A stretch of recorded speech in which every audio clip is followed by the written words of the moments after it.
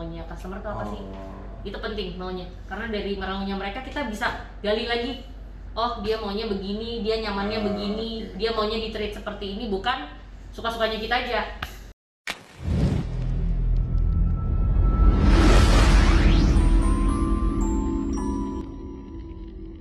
Salam sehat, salam properti.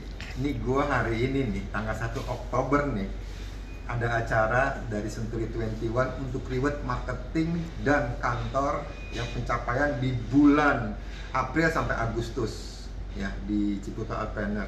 Nah, kebetulan gue baru pertama kali nih ke kantor pusat nih, lagi main-main ke sini, habis dapat penghargaan, gue main-main ke sini, ketemu nih dengan Tasya nih, mau nanya ke Tasya aja, mau ngobrol-ngobrol karena udah agak malam juga gitu. Yes, betul Pak Tasya, Margo. apa kabar? Baik Pak Margo, apa kabar Pak? Selalu baik. Tasya, gue mau nanya. Sehat gimana Pak? Salam sehat, salam properti. Salam sehat, salam properti. Sehat dulu, baru kita bisa bergerak untuk menjual properti. Juara lah kalau Pak Margo udah ngomong. Tasya, Yes, Pak Margo. lu di sini di bidang apa ya? Aku kalau di Century 21 di video and content production Pak. Video and content production. Yes, betul. Nah, 2 hari yang lalu gue iseng-iseng gue buka YouTube-nya Century 21. Udah 36, hampir 36 ribu sampai 37 ribu. Jadi entah kalau nonton. Jadi malu nggak nih? Jadi malu nggak? Jadi enak kan nih? Enggak. Entah kalau nonton juga, entar lo mampir juga nih ke YouTube-nya Century 21 Indonesia. Gue lihat di situ Tasya review beberapa properti ya, betul. Itu program baru kita Pak. Program baru lo ya? Yes. Gue mau nanya nih, ke depan sebagai seorang broker ya, bicara konten seperti apa sih yang bisa menarik supaya orang tuh mau melihat atau setidaknya jadi tertarik, menurut lo gimana Tasya? Ya, kalau dari kita sebenarnya sekarang kan lagi berjalan tuh Pak program baru yang review itu Property People nih ya. Cuma mungkin ke depan ada juga sih Pak yang lain yang lagi kita develop, sebenarnya masih rahasia, cuma mungkin kita bisa buka sedikit. Intinya tidak seperti yang review. Kalau review itu kan memang kan kita review satu properti gitu ya. Kalau ini mungkin lebih ke general, jadi orang-orang juga bisa dapat hype-nya. Kayak contoh mungkin tips lebih ke interiornya, lebih ke desainnya. Ada pokoknya intinya masih terkait properti lah. Terkait properti ya. Simple ya. Lu kan tahu kalau kita bicara dunia digital ya sekarang kan semuanya berubah ya. Jadi kita sebagai seorang marketing atau sebagai broker properti, nah menurut lu tuh konten seperti apa sih yang seharusnya di sisi orang marketing? Ini kan kebanyakan subscriber gue orang broker nih. Yes. Yang menurut lu nih yang apa yang zaman sekarang harus dilakukan mereka gitu? Oke, kalau properti udah pasti nggak jauh-jauh lah Pak. Hunian, rumah, apartemen. Tapi harus jelas nih mau ngomongin apaan. Jangan ngolor ngidul nggak jelas apaan yang mau di. Harus jelas dulu nih produknya apa. Udah kan kita lempar. Oke. Gini, lu kan konten gitu kan, kita bicara media sosial, lu kan milenial ya, generasi milenial ya. Nah itu kan ada namanya media, itu kan ada namanya IG, Facebook, YouTube, TikTok. Menurut lu tuh yang sekarang lagi efektif tuh apa ya? Kalau sekarang YouTube ya udah kayaknya semuanya juga kayak semakin banyak subscriber kayak semakin kaya deh kalau sekarang ya. Tapi sekarang kalau aku lihat masih tetap hype ya, karena mungkin lagi ada di zamannya si TikTok ini nih. Gue sampai ikut ya, pokoknya kalau lagi ngerjain TikTok jadi malu nih, kayak nggak sesuai banget. Tapi kayaknya itu lagi dapat perhatian banyak orang kalau aku lihat ya Pak. Jadi buat teman-teman yang nonton nih, jadi Tasya karena dia bagian konten kreatornya untuk video editing di Century 21 ya.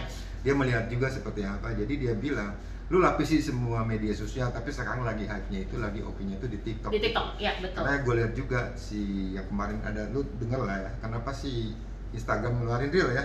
Yes, betul. Ke depan ntar videonya tuh apa bukan horizontal, bukan horizontal, iya betul.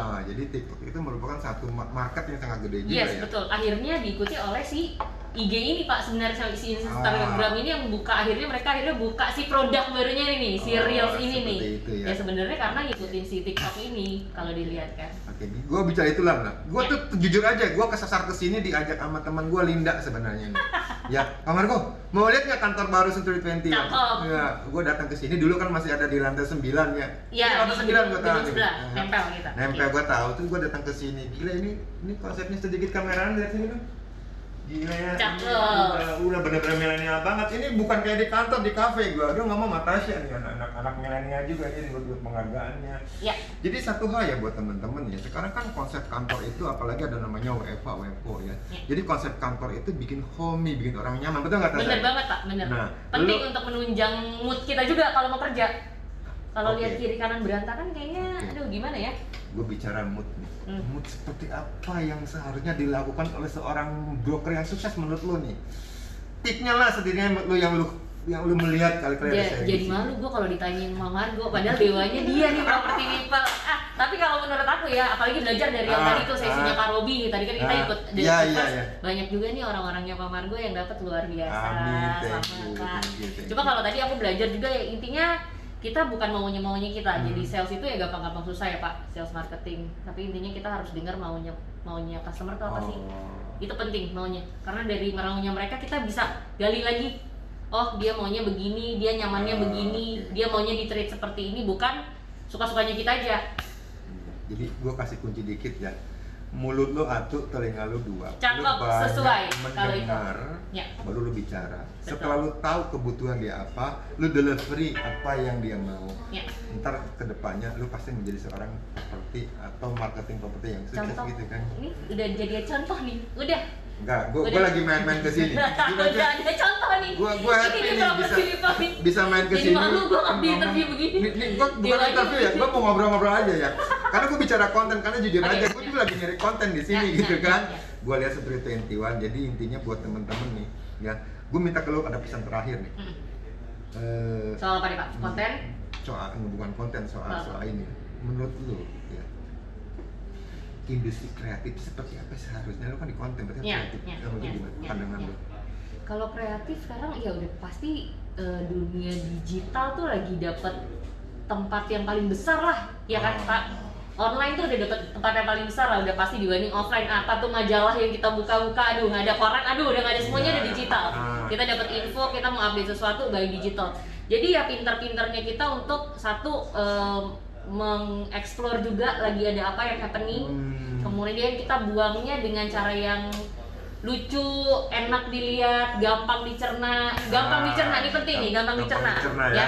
Jangan sampai orang lihat lu garis bawahi gampang dicerna ya. Gampang dicerna. Oke. Jadi jangan sampai kita lempar suatu konten digital, kok orang jadi pusing sendiri liatinnya, jangan sampai. Oke. Ketika orang lihat 1, 2, 3 detik pertama tuh penting. Once mereka lihat, oh ya gue ngerti nih maksudnya apa.